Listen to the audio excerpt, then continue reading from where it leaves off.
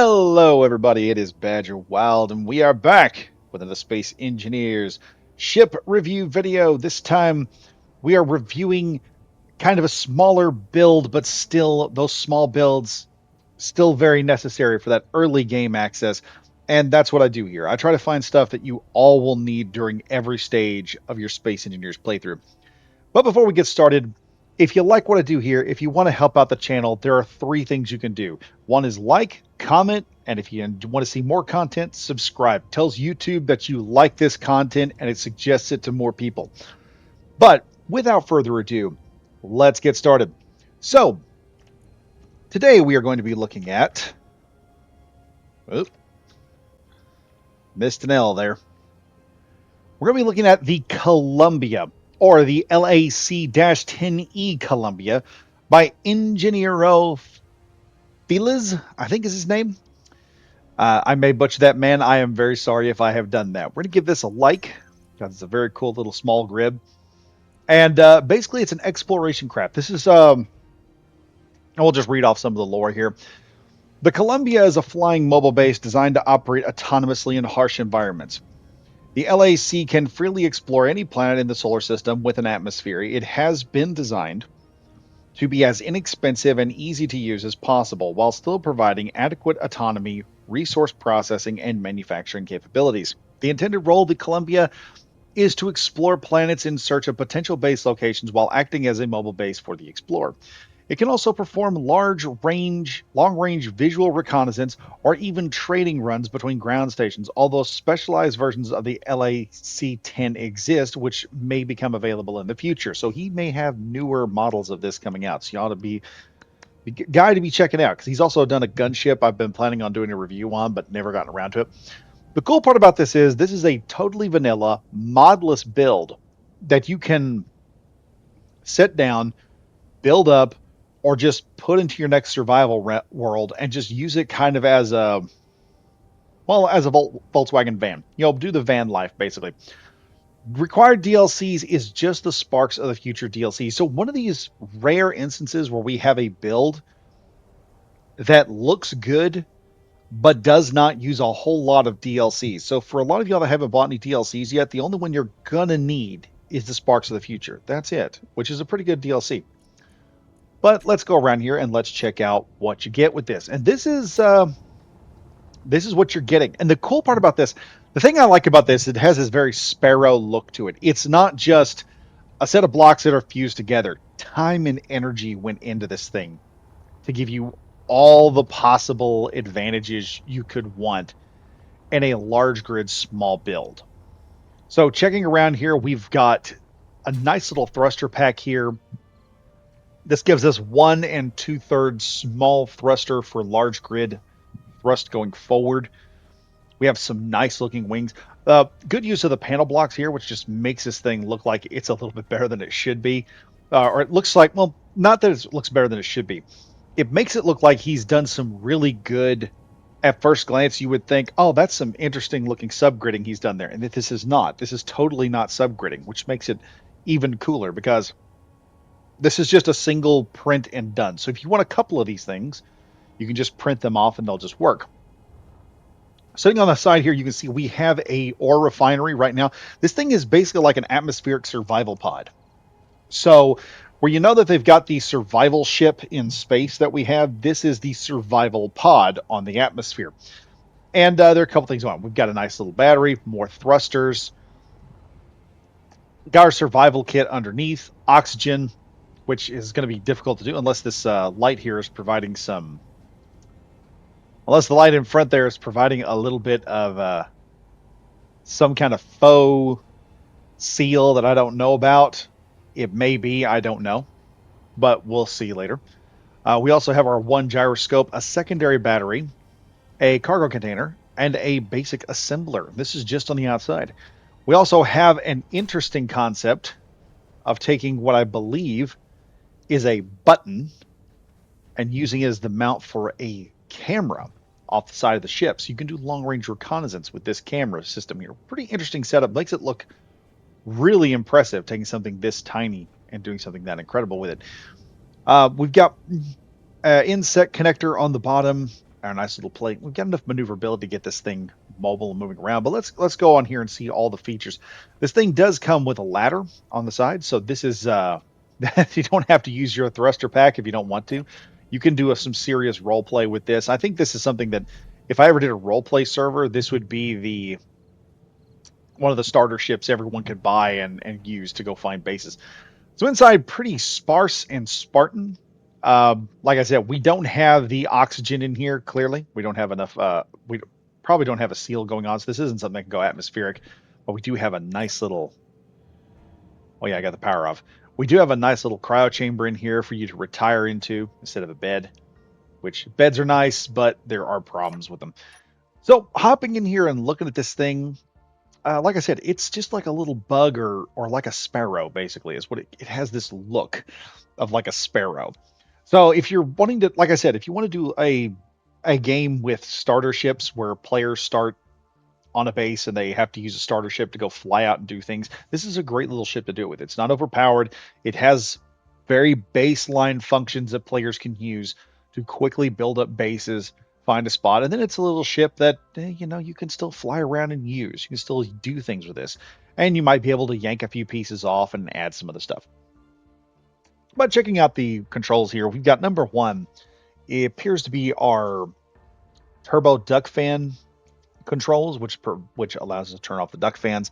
Number two is our camera. Number three is our landing gear. Number four is a series of lights. Number five turns off our survival kit. Number six is gyroscopes. Number seven, I believe, refills the oxygen tank. Number eight is our inset connector we have at the bottom. Number nine is our battery, which we are having recharge, which I will turn that off for now, or turn it on so we can see this thing. We'll be able to fly it. Number two turns on and off our basic assembler, and number three is our basic refinery. So you can load up a couple of these ships and you and your friends could just jump into a survival run, find a base, grab a couple ships, take off. Great little ship. Like I said, it would work good for both role play and survival play. So before we take off here, let's go ahead and turn off the landing pad. So looking at this thing as it flies up, let's just see how it performs. Well, actually, we need that so we can see how fast it can go. So more of a very short range, or well, very decent range shuttlecraft is what this is. It's not super fast. It's not super terrifying. It is just a nice little Thunder Chief that just flies out here and does its own little thing. It's not going to be the fastest thing out there, and it doesn't have the best slowdown rate. But that is what you're getting here. This is basically like a starter ship. It's not supposed to be invulnerable or invincible. It doesn't have weapons, though I can see myself up-arming one of these with a couple of weapon pods and go into town with it. You probably could add some weapons. You do have the connection ports on either side of the batteries for some type of rocket launcher or maybe some sort of bigger gun. You could add some artillery cans to this thing. It would make it a crazy thing to fly, or if you really wanted, you could add some type of let me think here. You could add some type of small weapon pod underneath it, underneath each of the wing mounts there, probably like some miniguns or some basic rockets, firing them off there. If you were to build this thing in like a small grid, you'd have to build a small grid variant of this, but you could mount other weapon systems to this very easily. Could mount some rockets, could mount some heavy guns. Anything else would probably require some subgridding if you want to do that. Like I said, just a very capable little, almost like a Black Hawk helicopter of the future. So it's very cool, very interesting little ship. Like I said, has everything you need. Going off here, let's hop into the control scheme here and we can look through like what all, or just the control panel. As you can see here, we'll just pull this up so we can see every little detail. Like I said, we've got our refinery. Like I said, we've got a refinery. I know we've got our survival kit. Most of this is in Spanish, so that's why I'm having trouble finding it. We also have our basic assembler. right here, which works, which is just perfect. So, like I said, you have everything for this to be a mobile base to take care of itself, repair itself, and you could probably yank those off and add cargo containers on there to run cargo. You could also probably add weapon systems, yank those off, and just add a series of weapon systems. Like right here, for instance, we now have found ourselves a. I'm going to tilt this up just slightly, pull off some helicopter maneuvers here. And now, if we were flying this thing, we have found ourselves some iron that we can work with off this little deal. We could take it off and just set it right inside this little uh, ship, and we can easily use this thing for survival, getting from point A to point B, finding those areas where it's like, hey, look, we're gonna build ourselves a nice little base, but we need to get some materials first before we do it. Here's our nice little iron deposit. We can just set our little ship down, turn off the power of it, pull some stuff, fill up our tanks, then just get up, turn the whole system on, and fly off. Just a very nifty little ship that can do a whole lot in the early game. It's these small builds like this, and I know this is not the big, massive ship that normally you would see in Space Engineers, but here's the thing: it's small ships like this that are very necessary in game. Having a build like this in your back pocket that you can refer to, build up, even right now, getting to that baseline point of, hey, you know what, I'm ready to go do some stuff, but I'm in a pretty bad position.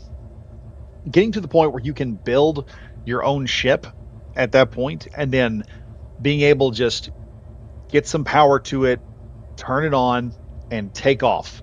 That's what makes this such an impressive build and so necessary.